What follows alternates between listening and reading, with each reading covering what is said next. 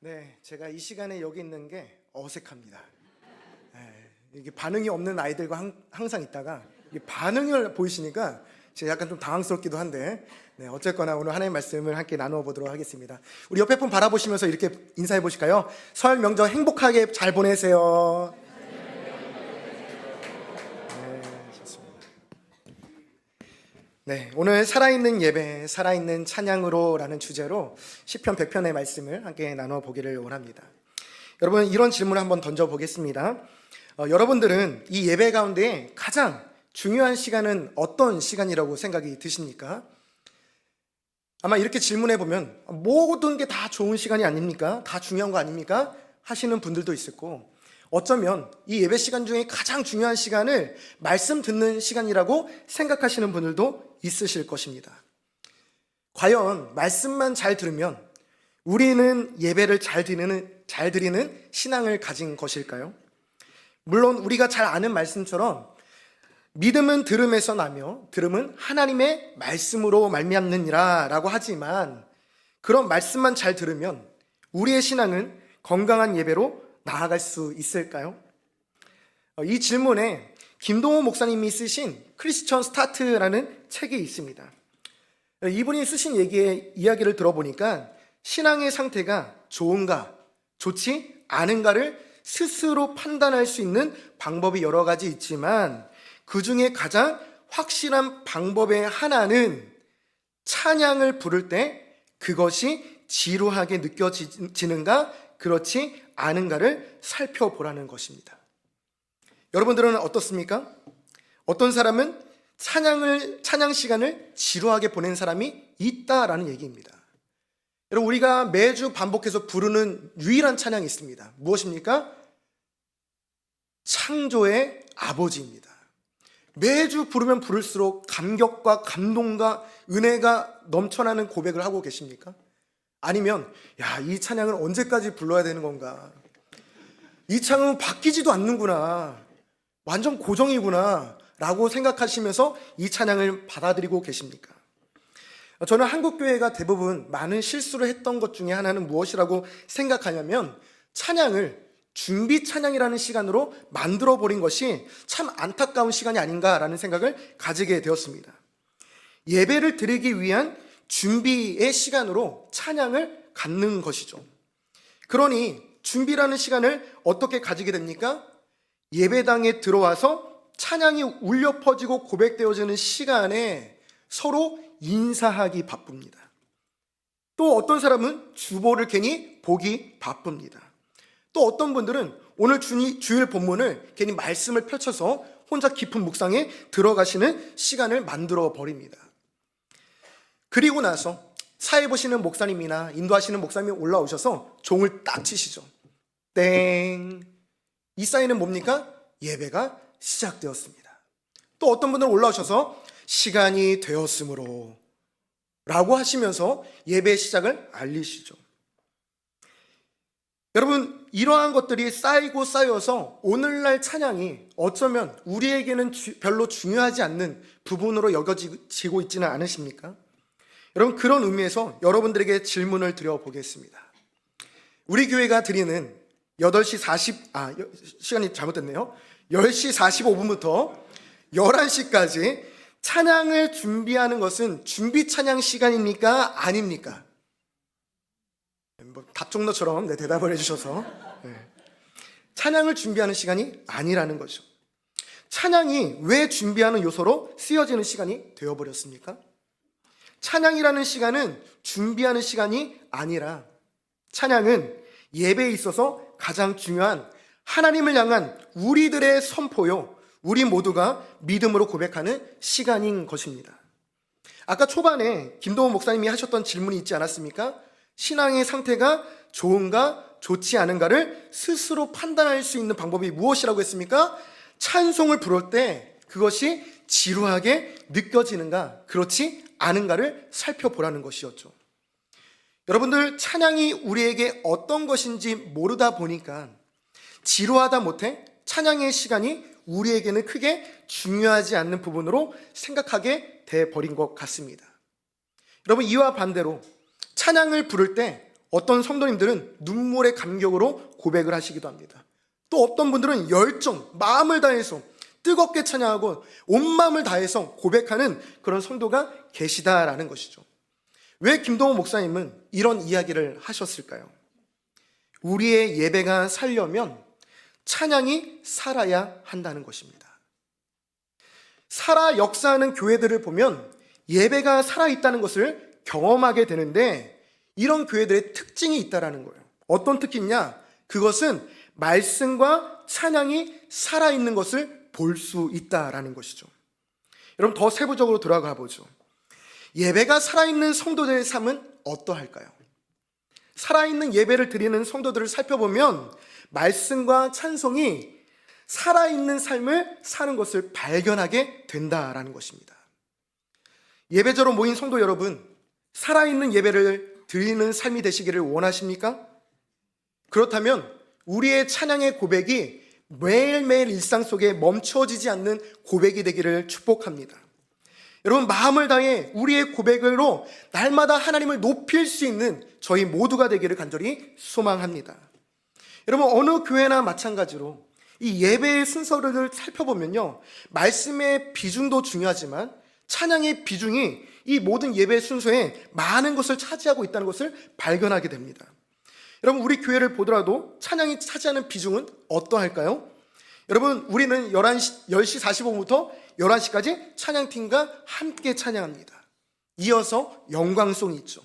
봉헌 찬양이 있죠. 찬양대의 특송이 있습니다. 결단 찬양이 있습니다. 파송 찬양까지 있습니다. 여러분, 찬양이 차지하는 비중은 가볍게 생각할 수 없는 부분입니다. 그만큼 우리의 예배는 말씀도 중요하지만 무엇도 중요합니까? 찬양도 중요합니다. 여러분, 그런 의미에서 오늘 본문 시편 100편 말씀은 굉장히 짧은 구절이에요. 그렇지만 이 짧은 구절 안에 아주 임팩트 있는 강렬한 내용이 담겨져 있다는 것을 발견하게 되는데요, 먼저 이 명령에 대한 부분들을 좀 살펴보기를 원합니다. 여러분, 찬양은요, 명령에 대한 순종이 요구되는 부분이라는 것이죠.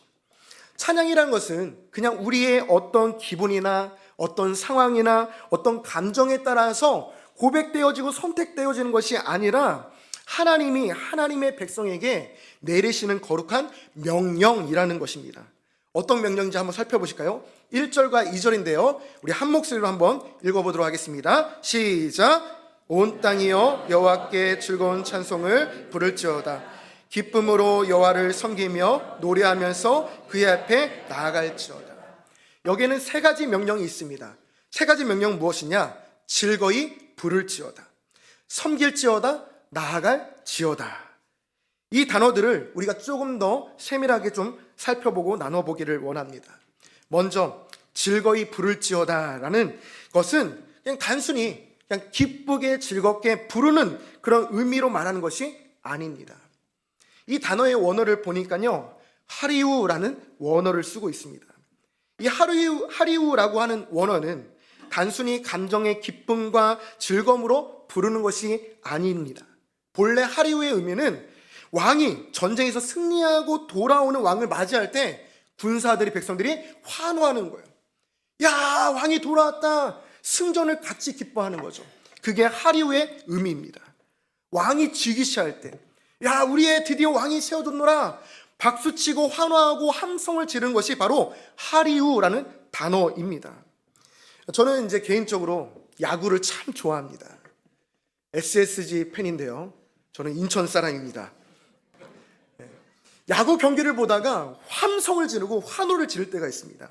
우리 야구를 좋아하시는 분들 잘 아시겠지만, 여러분, 9회까지 상대에게 큰 전수로 지고 있다가 이제 마지막 9회 때 투아웃에 주자 만루인 상황에 제가 제일 좋아하는 최정 선수가 나왔다고 생각해 봅시다.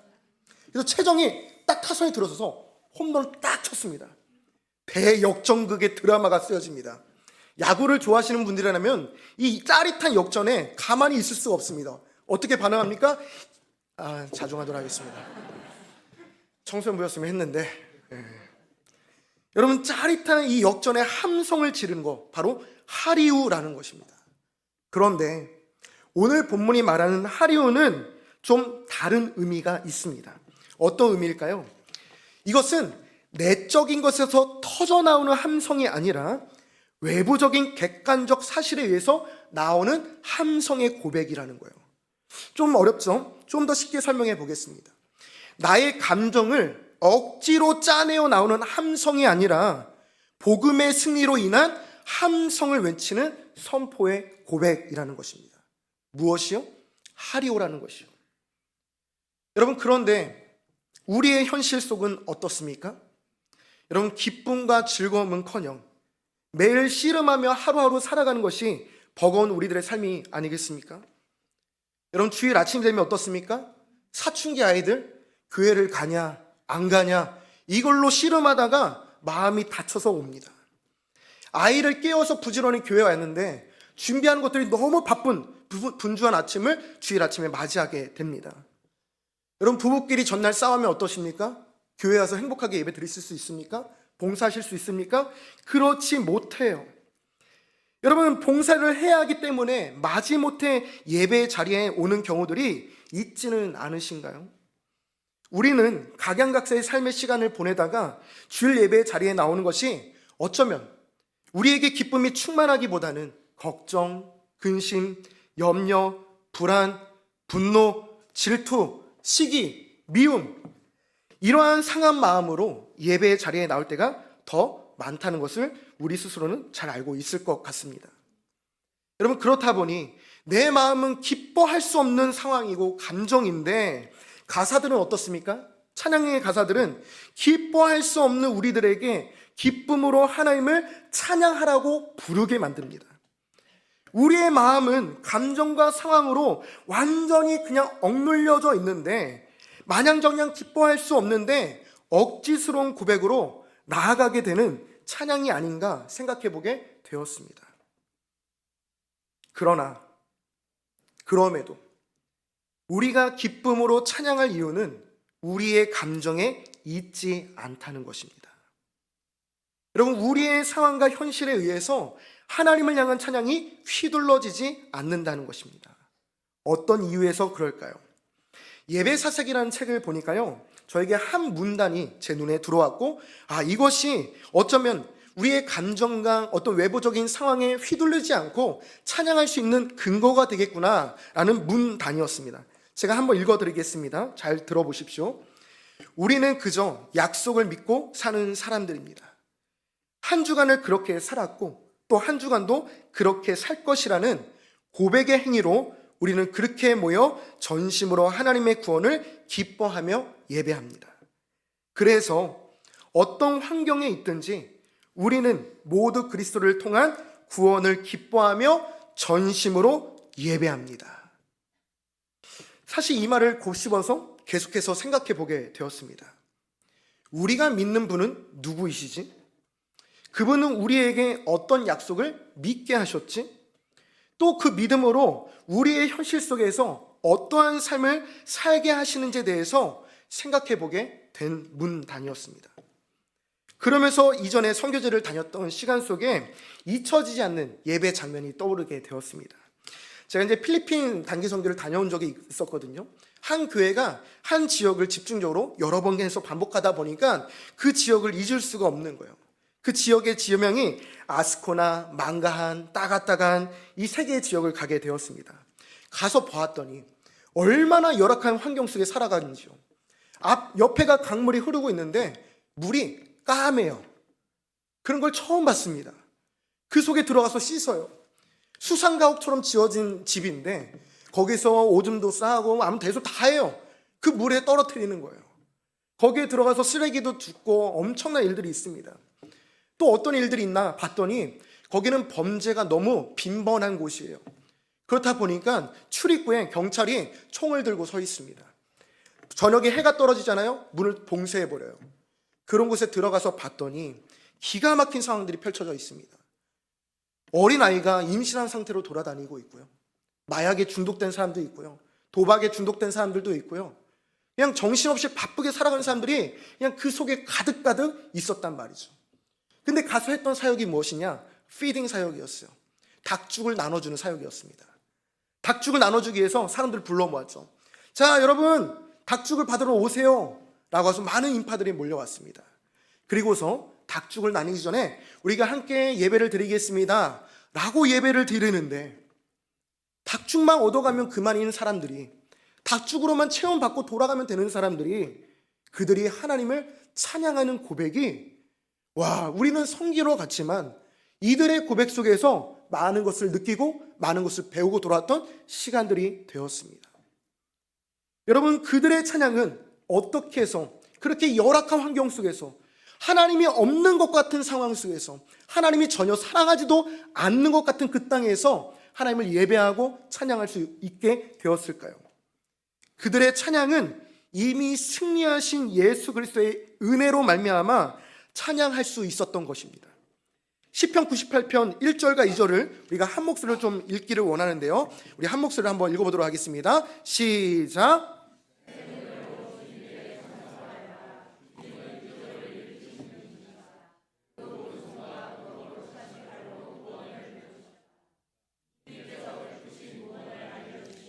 주님께서 의로우심을 문 나라가 보는 앞에서 드러내어 보이셨다.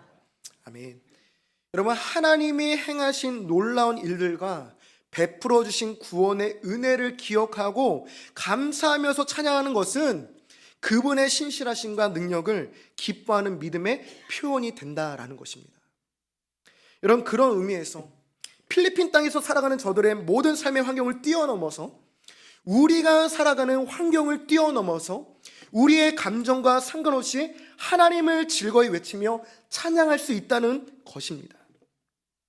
우리의 찬양이 내 감정과 상황을 뛰어넘어 이미 승리하신 예수 그리스도, 영원한 우리의 통치자이신 만왕의 왕이신 하나님을 찬양할 수 있는 우리 모두가 되기를 간절히 원합니다. 여러분, 두 번째 명령은요, 섬길지어다 라는 것입니다. 이것을 원어로 보니까 아바드라는 단어가 쓰여져 있더라고요. 근데 이 의미는 무엇이냐? 하나님께 드리는 예배, 우리가 잘 아는 표현이죠. 그런데 또 다른 의미가 있습니다. 종이 주인에게 드리는 노동의 의미가 담겨져 있는 게 바로 아바드라는 것입니다. 여러분, 누군가를 섬긴다는 것은 쉬운 일입니까? 어려운 일입니까? 쉽지 않은 일입니까? 다죠. 네. 여러분, 노동의 의미를 살펴보면 우리는 한 주 동안 노동의 시간을 열심히 보내오지 않습니까? 여러분, 상사의 눈치를 보기도 하고요, 또 주부들은 가사의 노동에 이리저리 치이기도 하고요, 생계를 위해 어쩔 수 없이 하는 생존을 위한 부역처럼 느껴질 때가 많은 게 우리들의 삶인 것 같습니다. 여러분, 그러면서 한 주간 열심히 우리는 다양한 삶의 자리에서 노동으로서 모든 에너지를 소비하며 시간을 보내왔는데, 주일 아침이 되어서 하나님은 우리에게 또 섬기라고 하십니다. 너무한 것 같다는 느낌이 안 드십니까? 노동의 연속성인 것처럼 느껴질 때가 많은 게 주일이라는 것입니다. 여러분, 한 주간 정말 힘들게 살아왔는데 교회에 나와서 또 섬겨야 한다는 것 자체가 노동적인 측면에서 쉴 틈이 없이 보이기도 하는 것이 주일인 것 같습니다. 혹시 여러분들 중에 오늘 주일 아침을 맞이하면서 이 일곱째 날 거룩한 안식일이 아닌 노동처럼 느껴지지는 않으셨습니까? 총신대학교 조직신학 교수이신 박지은 교수님이 쓰신 쉬운 교리라는 책에 보니까 이런 얘기가 있었더라고요. 교회를 오래 다니면 다닐수록 이상한 일들이 많이 벌어진다라는 거예요. 무엇 때문인가? 교회에 가는 이유가 희석되고 왜곡되고 뒤틀리게 되었다는 것입니다. 왜 그런가 했더니 교회에 가는 이유가 교회에서 주일학교 교사를 맡았기 때문에, 교회 식당에서 주일 점심을 준비하기 때문에, 교회 찬양대원이기 때문에, 찬양팀이기 때문에, 팀으로서 또 악기를 연주해야 하기 때문에, 주차 봉사, 안내 봉사, 다양한 것 때문에 변질되었다라는 것입니다. 무엇이요? 교회에 가는 이유가요. 그러면서 이분이 이렇게 글을 쓰신 것을 제가 텍스트 그대로 한번 읽어보도록 하겠습니다. 마땅히 교회에서의 봉사활동, 섬김은 은혜 받은 신자로서의 반응이지만 봉사활동이 교회를 가는 핵심 이유가 아니다. 교회에 가는 이유는 예배하기 위함이며 교회 생활의 핵심 방점은 예배에 찍혀야 한다. 주일학교 교사, 식당 봉사, 찬양대, 찬양팀 활동, 주차 봉사, 안내 봉사를 너무 열심히 하다 보니까 결국 예배 시간에는 너무 졸려 주무신다. 주객 전도다. 절대 안 된다. 교회 봉사는 예배 때 충만히 받은 은혜로 해야 한다.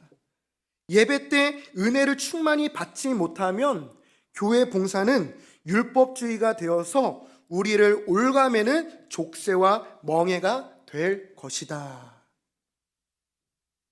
여러분들이 이 이야기를 들으면서 어떤 생각이 드셨습니까? 어쩌면 우리가 교회를 오는 이유가 다른 이유로 인해서 지치거나 힘들거나 불편한 의무감으로 우리 마음을 어렵게 하고 있지는 않으신가요? 여러분, 그러나 하나님은 우리에게 이러한 불편한 의무감을 주시는 분이 아니라는 것을 아시길 바랍니다. 하나님은 우리가 기쁨으로 예배드리는 자가 되시기를 원하신다라는 것입니다. 여러분, 구약시대만 보더라도요, 레인들을 볼까요? 레인들은 육체적 노동이 곧 하나님께 향기로운 예배로 연결되었다는 것들을 발견하게 됩니다. 어느 대목에서일까요? 그들은 성막에서 제물을 잡았죠. 바닥을 닦았죠. 기구를 옮기던 레위인들이었습니다. 이들에게는 세상적인 노동과는 다른 차이점이 있는 노동을 가지고 있었습니다. 무엇일까요? 주인이 다르다는 차이점이 있었습니다. 고대 근동 사회만 보더라도 노예 제도가 있지 않았습니까? 노예들의 삶에는요, 채찍이 두려워서 억지로 하는 노동이었습니다. 그러니 그들의 삶에 기쁨이 있었습니까? 없었습니다. 그런데 오늘날 우리들은 어떻습니까? 생계를 위해서, 자녀를 위해서 어쩔 수 없이 하는 생존의 노동은 우리에게는 기쁨보다는 해야만 하는 의무감으로 하루하루를 버틸 수밖에 없게 합니다. 억울하지만, 내가 회사에서 속상하지만, 이런저런 일들로 관계도 어려움이 있지만 우리는 생계를 위해서 기쁨보다는 의무감으로 열심히 노동의 시간을 보내고 있지는 않으신가요? 그러나 내가 섬겨야 할 주인이 다르다면 억지스러운 의무감이 아니라 기쁨으로 섬길 수 있다는 것을 발견하게 된다는 것이죠. 저는 20대 때 선교단체에서의 시간을 많이 보내게 되었습니다. 저의 20대 때의 시간을 온통 예배의 시간이라고 말해도 과언이 아닐 만큼 저는 예배를 준비하고 예배를 섬기고 그런 시간들을 20대 때 많이 보내왔습니다. 비록 저의 상황은 그때 당시에 가난했습니다. 가진 것도 없었습니다. 좋지 않은 상황이었습니다. 그런데 예배를 준비하고 예배를 섬기는 것이 저에게는 세상 즐거운, 세상 기쁨, 그런 시간이 되어버렸습니다. 저는 매주 목요일마다 인천 주안역에서, 정확하게 말하면 석바위에서 저 서빙고까지 매주 왕복을 했습니다. 예배가 끝나고 예배를 정리하면 막차를 타고 내려왔습니다. 집에 도착하면 밤 12시. 여러분, 그렇게 저에게는 항상 예배라는 것이 가슴 벅찬 시간이었습니다.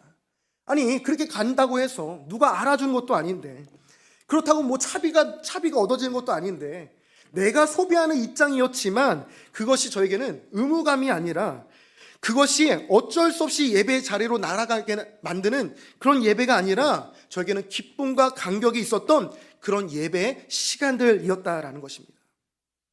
왜 그런 기쁨의 감격으로 그런 고단한 노동의 대가를 치르며 예배의 자리로 나아갈 수 있었을까요? 여러분, 그것은 복음이 무엇인지를 늘 놓치지 않았기 때문이었습니다. 예배라는 자리를 통해서 하나님을 향한 선포가 나의 모든 상황을 뛰어넘게 하는 은혜가 있었기 때문이었습니다. 여러분, 복음의 가치를 알아버렸기 때문입니다. 내가 어떻게 구원받았으며 내가 어떻게 하나님의 자녀가 되었는지 답을 얻었기 때문에 저에게는 그것이 힘든 시간이 아니라, 그것이 단순 노동의 시간이 아니라 저에게는 기쁨으로써 하나님께 나아갈 수 있었던 그런 시간이 되었다라는 것입니다. 여러분, 시편 기자는 섬기는 것에 의해서 단순 섬김을 말하지 않습니다. 즐거운 찬송을 부르며 기쁨으로 여호와를 섬기라는 것입니다. 이게 어떻게 가능할까요? 여러분, 주인이 다르기 때문이라는 겁니다.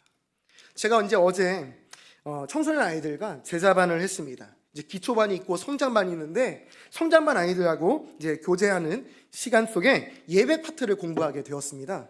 그런데 아이들에게 동일한 질문을 던져보게 되었어요. 어떤 것이냐? 너희들은 예배를 섬기는 것이 즐겁니? 라고 물어봤어요. 왜냐면 보통 이 지금 온 아이들이 뭐 반주도 하고 싱어도 하고 예배를 섬기는 아이들이었거든요. 이걸 질문했더니 정상적인 답변이 나오지 않았어요.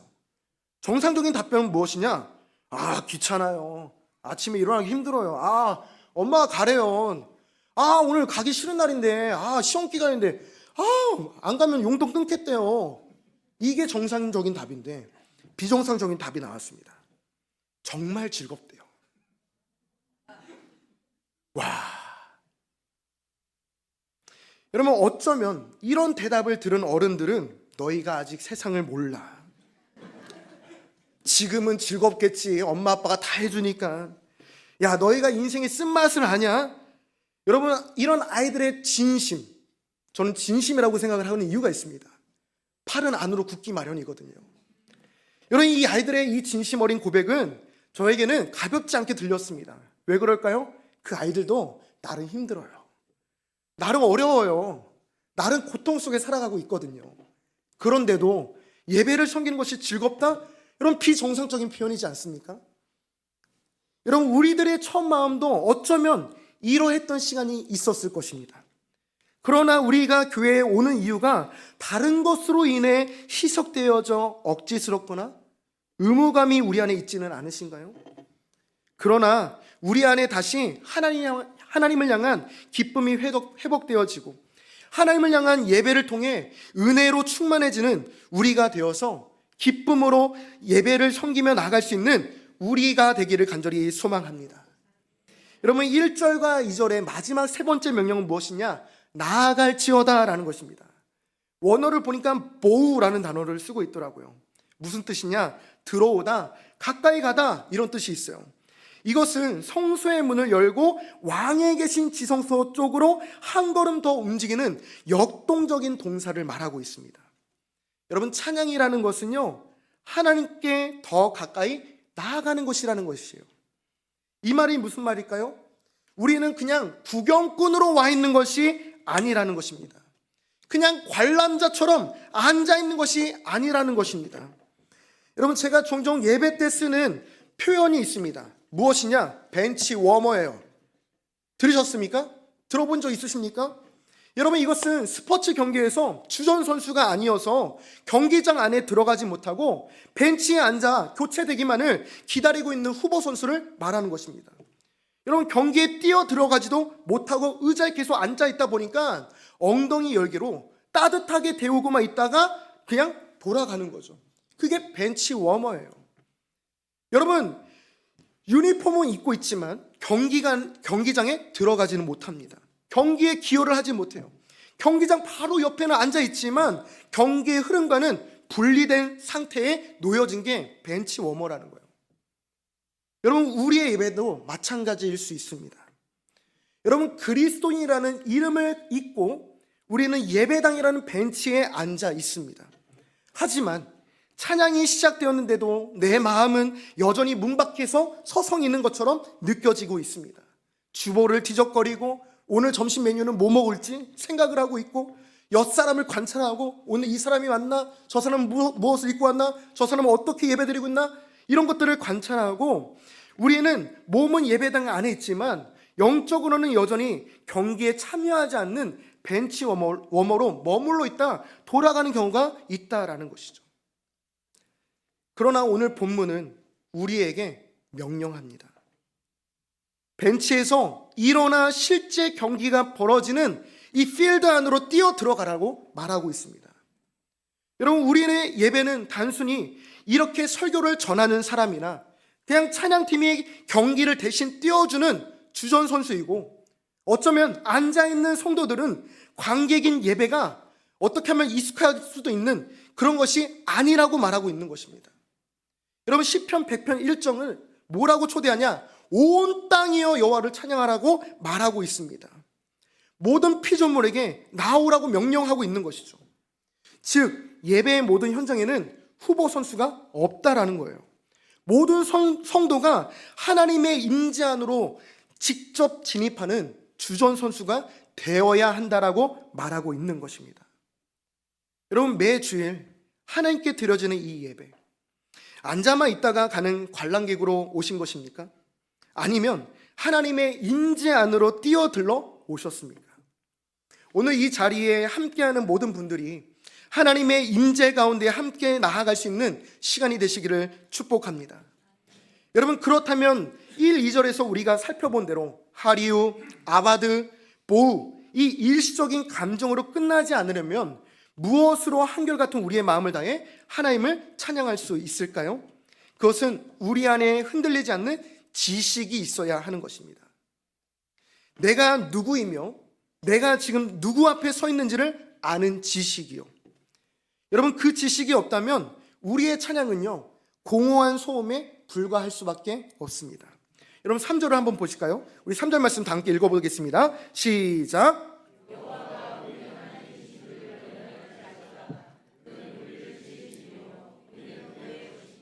그의 백성이요 그의 기르시는 양입니다. 여러분, 무엇을 알아야 할까요? 여호와가 우리 하나님이신 줄을 너희는 알지어다. 바로 우리가 잘 아는 야다라는 단어를 쓰고 있어요. 알지어다. 우리에게 알라라고 명령하십니다. 여러분, 존 칼빈이라는 신학자, 이 사람은요, 이런 표현을 썼어요. 하나님을 아는 지식과 나를 아는 지식은 동전의 양면과 같다고 이야기를 했습니다. 이게 무슨 말일까요? 하나님이 거룩하신 분임을 모르면 나는 내가 꽤 의로운 줄 착각하며 산다는 것입니다. 하나님이 온 우주의 왕이심을 모르면 내가 내 인생의 주인인 줄 알고 무거운 짐을 홀로 지고 살아갈 수밖에 없다라는 것입니다. 그러나 내가 한낱 피조물이며 목자 없이는 길을 잇는 양이라는 사실을 처절하게 깨달을 때에 비로소 우리는 나를 지으시고 기르시는 하나님을 간절히 붙들며 나아가게 된다라는 것이죠. 여러분, 우리의 찬양의 자리에서 지루함을 느끼는 이유가 무엇입니까? 하나님이 누구이신지를 잊어버렸기 때문입니다. 찬양은 새로운 정보, 새로운 음악을 배우는 시간이 아닙니다. 이미 우리를 구원하신 하나님이 누구신지를 다시 한번 실감하고 내 영혼에 각인시키는 시간입니다. 여러분, 하나님이 나의 하나님이심을 아는 것, 이 야다, 다시 말해서 인격적으로 경험하며 아는 지식이 있을 때만 우리의 찬양은 비로소 살아있는 찬양의 고백이 된다라는 것이죠. 여러분, 그런 의미에서 우리는 어떤 환경에 상관없이 주님을 찬양할 수 있을까요? 우리의 찬양이 멈추거나 찬양이 지루한 것은 무엇 때문일까요? 내가 내 인생의 주인일 때는 내가 나를 책임져야 하기에 상황이 나빠지면 찬양이 멈추는 것입니다. 찬양이 지루하기만 느껴지는 것이죠. 그러나 내가 주님의 것임을 인정하는 순간 내 인생의 모든 문제는 주님의 것이 되어버리는 것입니다. 그렇기 때문에 우리는 어떤 상황에서도 하나님을 찬양할 수 있는 것입니다. 왜요? 우리를 책임지시는 분이 바로 하나님이 계시기 때문이죠. 주님이 우리를 지으셨고 우리는 그의 것이고 그의 백성이고 그가 기르시는 양이기 때문에 가능한 것입니다. 우리가 그래서 이렇게 고백하는 거 아닙니까? 따라서 고백해 보실까요? 내가 아니라 그리스도이십니다. 아멘. 여러분, 이 고백을 할 수 있는 이유 근거가 바로 여기에 있다는 것입니다. 사랑하는 성도 여러분, 나는 주님의 소유입니다. 이 3절의 고백은 예배당 의자에 가만히 앉아 있게 만드는 정적인 지식이 아닙니다. 이 지식은 우리를 벤치에서 일으켜 세워서 하나님의 인재라는 필드로 달려나가게 만드는 역동적인 에너지라는 것입니다. 여러분, 이 사실을 정말로 믿는 사람, 다시 말해 내가 누구의 것인지를 아는 사람은 4절처럼 행동하게 되어 있습니다. 우리 4절 말씀 함께 읽어보겠습니다. 시작. 감사함으로 그의 문에 들어가며 찬송함으로 그의 궁전에 들어가서 그에게 감사하며 그의 이름을 송축할지어다. 아멘. 여러분, 그렇게 지식을 가진 자가, 하나님을 아는 자가 할 수 있는 행동은 무엇입니까? 내 상황은 여전히 전쟁터 같을지라도 나를 지으신 승리자라는 사실을 지으신 분이 승리자라는 사실을 알기에 우리는 감사함으로 하나님께 나아갈 수 있다는 것입니다. 감사의 노래를 드리며 성문으로 들어갈 수 있다는 것입니다. 찬양의 노래를 부르며 궁전 안으로 들어간다라는 것이죠. 여러분, 감사의 노래를 들으며 그 이름을 찬양하게 되는 것입니다. 여러분, 점점점 우리를 점진적으로 하나님을 향하여 나아가게 만든다라는 것입니다. 하나님이 나의 하나님이시고 나는 그분의 양이라는 사실을 아는 사람은 그냥 문 밖에 서성일 수가 없다라는 것입니다. 그 지식은 우리를 자석처럼 하나님의 보좌 앞으로 끌어당기게 만들어 버린다는 것이죠. 그것이 우리가 목소리를 높여 하나님의 이름을 송축해야 할 이유라는 것입니다. 내가 주님의 소유라는 확신이 있는 사람은 환경이, 상황이 나를 아무리 밀어내려 해도 그 복음의 자석에 이끌려서 예배의 한복판으로 나갈 수밖에 없게 만듭니다. 그래서 찬양은 내가 쥐어 짜는 노래가 아니라 그 강력한 사랑에 의해서 이끌려서 터져나오는 함성이요, 고백이요, 기쁨의 표현이 되는 것입니다. 우리가 왜 내 감정을 거스르며 함성을 지르고, 왜 나의 주권을 포기하고, 왜 기쁨으로 주를 섬기며, 왜 벤치 워머의 신앙이 아닌 일어나 당당히 왕의 궁전으로 진입해야 합니까? 그 최종적인 마침표가 바로 5절에 있습니다. 우리 5절 말씀 다 함께 읽도록 하겠습니다. 시작.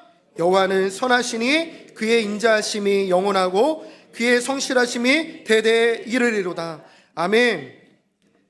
여러분, 이 5절 말씀은요, 1절과 4절에 대한 내용에 대해서 우리가 왜 함성을 외치고 왜 기쁨으로 섬기며 왜 당당히 성소에 진입해야 하는지에 대한 최종적인 이야기를 명시해주고 있습니다.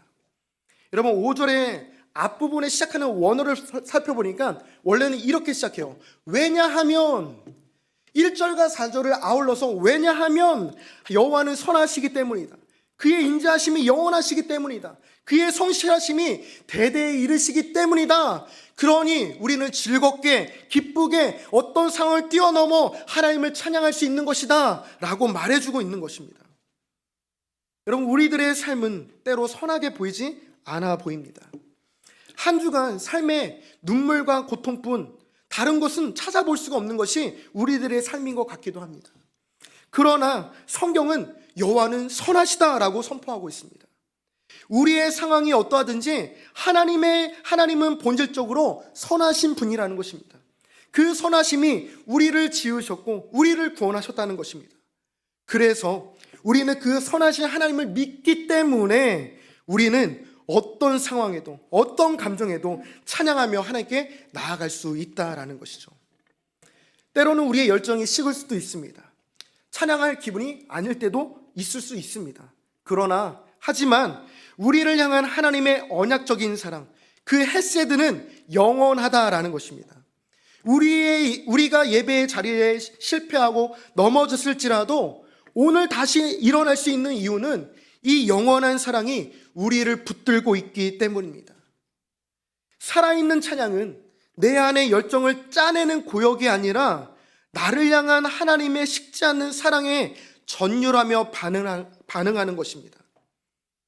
말씀을 맺어보겠습니다.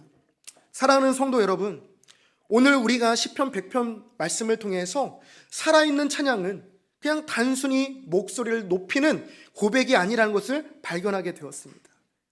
그것은 내가 누구의 소유인지를 명확히 아는 자들의 당당한 고백이라는 것입니다. 우리가 어떻게 감히 하나님 앞에 나아갈 자격을 얻었습니까? 우리에게는 그 문을 열 힘이 없습니다. 궁전에 들어갈 자격도 없습니다. 에너지도 없습니다. 그러나 우리에게는 영원한 대제사장이신 예수 그리스도가 계신다라는 것입니다. 우리가 기뻐할 수 없는 상황에서도 하리우 외칠 수 있는 이유는 이미 예수님께서 모든 죄를 다 짊어지시고 십자가에 못 박혀 죽으시고 이미 다 이루었다 선포하심으로 승리를 확정 지으셨기 때문입니다. 우리의 찬양은 나의 감정을 달래는 노래가 아닙니다. 그리스도의 승리에 참여하는 선포라는 것입니다. 우리가 주일 아침에 봉사와 섬김을 노동이 아닌 기쁨, 아바드로 감당할 수 있는 비결도 바로 이 십자가의 사랑 때문입니다. 죄의 종로로 탈 수밖에 없었던 우리를 예수 그리스도의 핏값으로 사셔서 하나님이 자녀 삼아주신 그 대속의 은혜를 기억할 때 우리의 모든 수고는 억지스러운 의무가 아니라 구원받은 자의 당연하고도 벅찬 반응으로 이어진다라는 것입니다. 사랑하는 성도 여러분, 오늘 이 예배를 마치고 나가는 여러분들의 삶의 현장은 여전히 치열한, 갑갑한, 어려운 이런 상황 속의 전쟁터일지도 모릅니다. 그러나 잊지 마십시오. 5절의 고백처럼 여호와는 선하시며 그의 인자하심은 영원하십니다. 여러분, 이것이 우리는 그것을 가지고 확신하며 살아갈 때에 이것을 통해서 우리의 모든 삶의 모든 순간이 하나님을 향한 거룩한 송축으로 채워갈 수 있는 저희들의 삶이 될 줄 믿습니다. 우리 그런 의미에서 옆 사람 바라보시면서 인사하시죠. 찬양으로 승리하는 인생이 됩시다. 네, 우리 함께 찬양하며 나가기를 원합니다. 우리 하나님 어린 양이라는 찬양인데요, 내가 어떻게 구원받았는지, 나는 누구인지, 우리가 어떻게 하나님을 찬양할 수 있는지 다시 한번 우리가 마음을 돌이켜보는 겁니다. 여러분, 예배의 감격을 잃어버리셨습니까? 찬양이 그냥 아무렇지 않는 고백으로 되어버리셨습니까? 그러나 오늘 이 말씀처럼 하나님은 선하시다, 하나님의 인자는 영원하시다, 우리를 구원하신 그 하나님의 십자가의 사랑은 나로 하여금 머물러 있는 것이 아니라 반응케 하시는 하나님의 놀라운 사랑이라는 것을 기억하시면서 우리 시간 함께 마음을 다해서 찬양하기를 원합니다.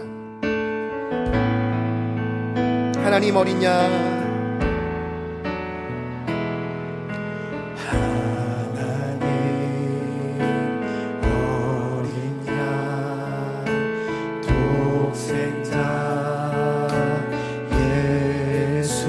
날 위해 죽으신 주님,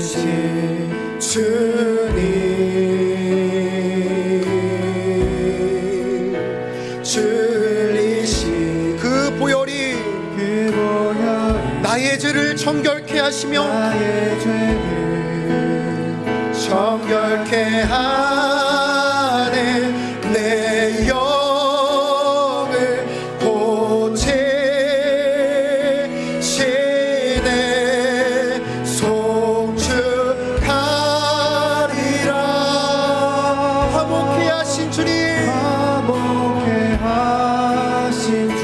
나의 모든 죄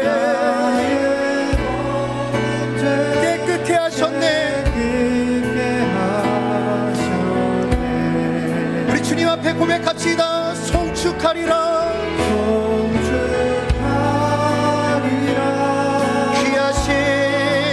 귀하신 어린 양 모두 절하고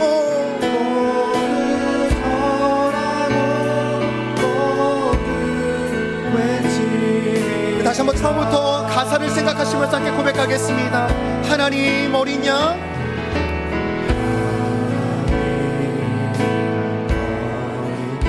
독생자 예수, 날 위해 죽으신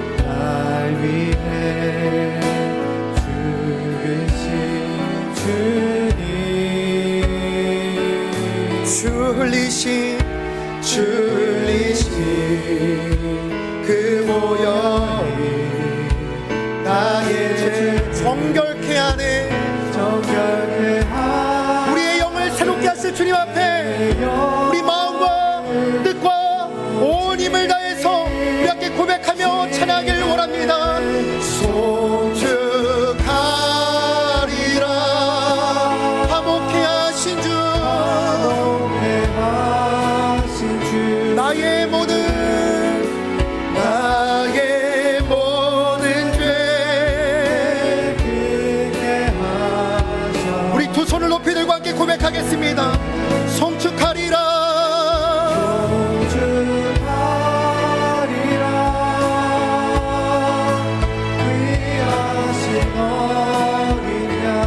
모두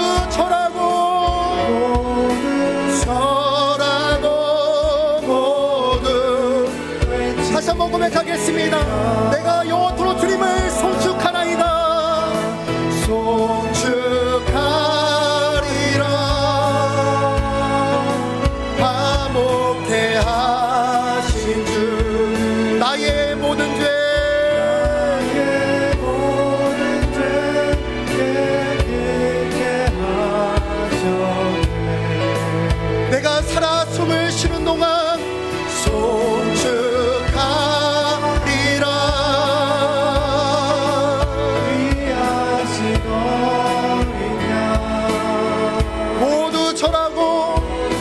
서라고 모두 외치. 우리 함께 고백하겠습니다. 다 주의 크신 이름 높이며,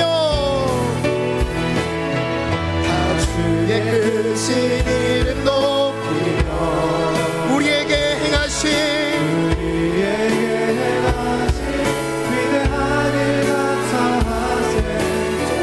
진실하신 그 사랑, 온 땅과 하늘 위에 계셔, 온 땅과 하늘 위에 계셔. 홀로 영원하신 이름.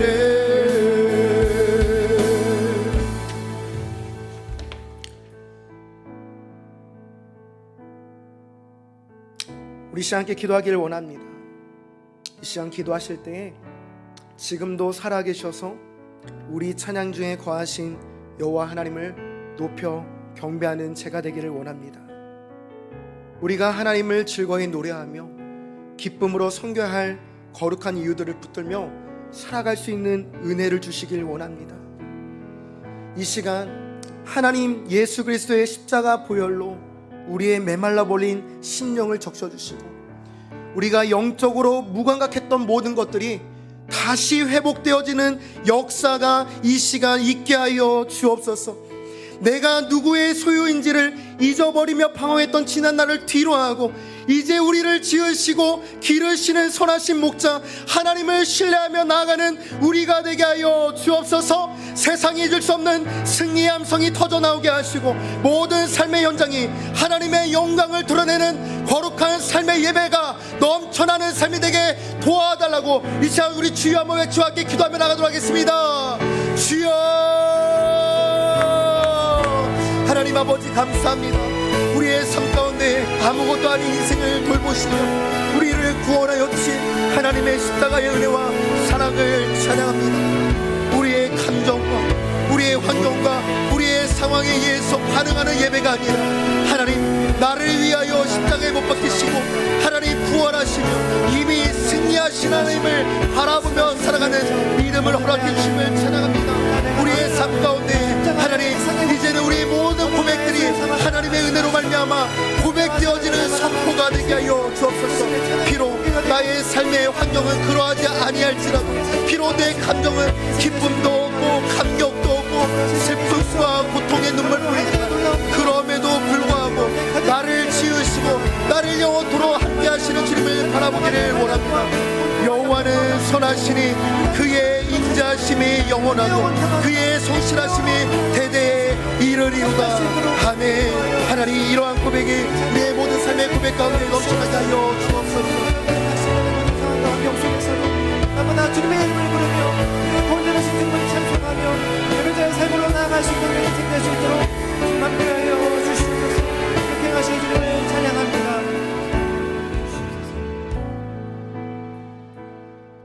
다 주의 크신 이름 높이며 우리에게 행하신 위대한 일 감사하세. 오 주의 신실하신 그 사랑 온 땅과 하늘 위에 계셔 홀로 영원하신 이름. 다 주의 크신 이름 높이며 다 주의 크신 이름 높이며 우리에게 행하신 위대한 일 감사하세. 오 주의 신실하신 그 사랑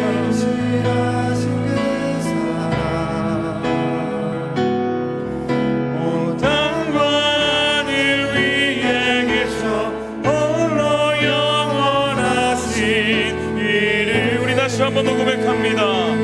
다 주의 크신 이름 높이며 다 주의 크신 이름 높이며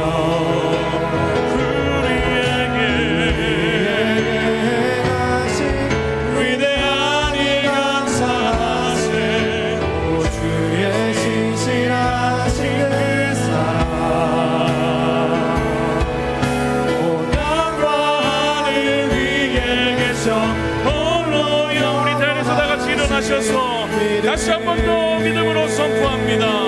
다 주의 크신 이름 높이며 주의 크신 이름 높이며 우리에게 행하신 위대한 일 감사하세 우주의 신실하신 그 사랑 온 땅과 하늘 위에 계셔 홀로 영원하신 이름 온 땅과 하늘 위에 계셔 온 땅과 하늘 위에 계셔 홀로 온 영원하신 땅과 하늘 위에 계셔 땅과 하늘 위에 계셔 홀로 영원하신 이름 우리 다시 한 번 더 크신 영광 주님께 올려드리며 우리의 선한 목자 되시는 주님, 우리의 삶을 인도하시는 주님을 찬양합니다. 할렐루야.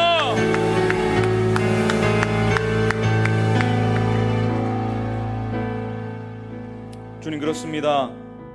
주님은 선하십니다. 그 선하심을 십자가 위에서 이미 확증하신 줄로 믿습니다. 그의 인자심이 영원하고 그의 성실하심이 대대에 이르기에 우리가 주님 즐거운 찬송을 부르며 기쁨으로 주님을 섬기며 노래하며 주님 앞으로 나아갈 수 있는 줄로 믿습니다. 주님, 그 은혜를 이미 받았기에 우리가 그 은혜에 마땅한 반응으로서의 찬양을 드리게 하시고 우리의 찬송의 고백이 우리의 일상에도 멈추지 않도록 도와주셔서 우리의 모든 환경과 지각을 뛰어넘으시는 하나님을 섬기는 우리가 될 수 있도록 인도하여 주시옵소서. 주님을 예배하는 한 사람의 예배자로 살아가길 원합니다. 하나님, 우리 교회의 모든 성도들이, 우리 교회에 속한 모든 가정들이 예배하는 자들이 될 수 있도록 도와주시고 영과 진리로 예배하는 한 사람이 될 수 있도록 인도하여 주시옵소서. 하나님, 이제 예배가 마치고 우리의 일상으로 돌아갈 때에 찬양하는 인생, 주님을 높여드리는 인생, 또한 주님을 아는 인생이 되게 하셔서 말씀 속에 선포되는 그 말씀으로 인해 주님의 주되심을 인정하며 살아가는 한 주간이 되게 하여 주시옵소서. 이제는 우리 주 예수 그리스도의 은혜와 하나님의 사랑과 성령 하나님의 동행하시며 은혜 베풀어 주심이 오늘 이 시간 이 말씀에 반응함으로 하나님의 선하심을 찬양하고 하나님의 변하지 않는 사랑을 감격함으로 높여드리는 복된 예배자가 되기를 다짐하는 모든 성도들과 이들이 속한 모든 가정 위에 이제부터 영원까지 함께 하시기를 간절히 축원하옵나이다.